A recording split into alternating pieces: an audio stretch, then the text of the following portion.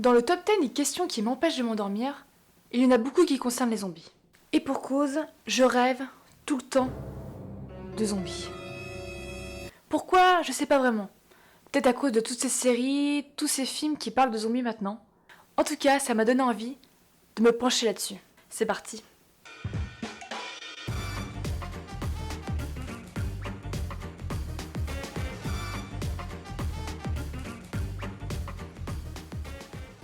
Première question.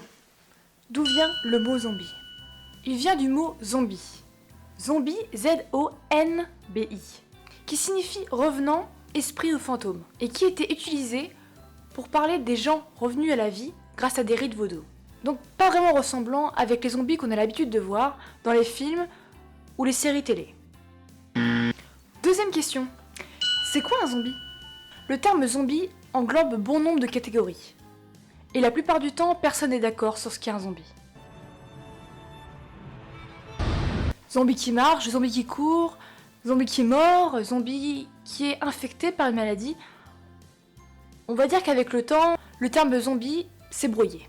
Il y a donc deux catégories pour moi, les infectés et les zombies, qui sont différents. Donc c'est pour ça que pour moi, un zombie marche. Il ne court pas, il ne saute pas, il ne danse pas, il marche. Et autant te dire que pour notre survie, un zombie qui court serait fort fâcheux. Un zombie, pour moi, garde ses réflexes primaires, c'est-à-dire manger, marcher.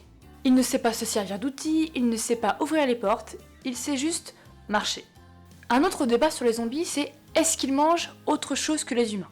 Selon les versions, ils peuvent manger les cerveaux, les corps en entier des humains, ou quelquefois, ça arrive, dans certains films de zombies, ils mangent les animaux. Pour tuer un zombie, c'est pas compliqué, il faut lui couper la tête ou lui briser le crâne. La seule région qui marche encore serait la moelle épinière ou le cerveau ou les deux. Troisième question. Quelles sont les règles à suivre si je me fais attaquer là maintenant alors que je suis en train de regarder des vidéos sur YouTube en pyjama?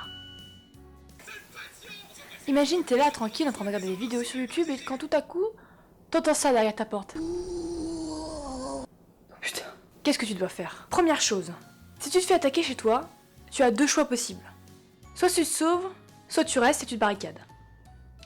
En sachant qu'au bout d'un moment, tu finiras bien par sortir pour aller chercher des médicaments, de la bouffe ou n'importe quoi dehors. En clair, laisse-toi toujours une porte de sortie si tu te barricades chez toi.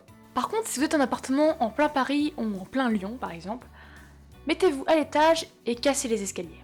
Fabriquez-vous des échelles de corde, car les zombies ne savent pas non plus monter à la corde. Si vous détruisez les escaliers, ça vous permettra de pouvoir tuer les zombies à distance. Pratique. Et enfin, choisissez-vous une arme qui n'a pas besoin de munitions. À part si tu t'appelles Rambo et que t'as un chargeur à l'infini. Alors là, peut-être que tu peux te permettre de te promener avec un fusil à pompe. Nom de Dieu, pour qui tu te prends, hein? Il se prend pour Rambo. Et pour terminer, faites-vous une petite coupe. Oui, ça peut paraître con comme ça, mais ça évitera de vous faire attraper par les cheveux et bouffer par la même occasion. Et voilà, c'est la fin de cet épisode sur les questions à côté de la plaque spéciale zombie. N'hésitez pas à me poser vos questions dans les commentaires, je les note toutes. Alors abonnez-vous si vous voulez survivre. Salut!